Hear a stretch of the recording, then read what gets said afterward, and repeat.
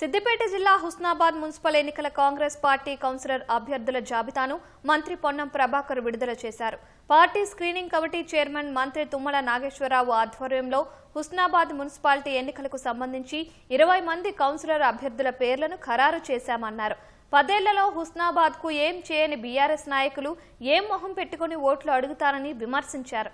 మరిన్ని అభివృద్ధి పనులు చేసేలా అధికార పార్టీని ఆశీర్వదించాలని మంత్రి పొన్నం ప్రజలను కోరారు. హుస్నాబాద్ నియోజకవర్గం కేంద్రంలో ఉన్నటువంటి మున్సిపాలిటీలో 20కి 20 సీట్లు గెలవడం అనేటువంటిది మాకు ఒక నూతన ఉత్సాహాన్ని, మరింతగా పనిచేయడానికి ప్రోత్సాహాన్ని ఇస్తుంది. నేను అడుగుతా ఉన్న టీఆర్ఎస్ పార్టీ ఏ ముఖం పెట్టుకుని ఓట్లు అడుగుతుంది. ఇక్కడ 10 ఏళ్లలో ఒక ఇల్లు, ఆ డబుల్ బెడ్రూమ్లు ఇంకా అసంపూర్తిగా ఉన్నాయి. మీరు చూస్తా ఉన్నారు. మేము ఇవాళ 500 పైన ఇండ్లు ఇచ్చిన టౌన్లో ముగ్గురు వేసుకుంటూ కట్టుకుంటూ గృహప్రవేశాలు చేసుకుంటూ, మేము రేషన్ కార్డు 10 ఏళ్ళ చెప్పులు అనేది తిరిగిన మావులు టౌన్లో రేషన్ కార్డు ఇచ్చినాం.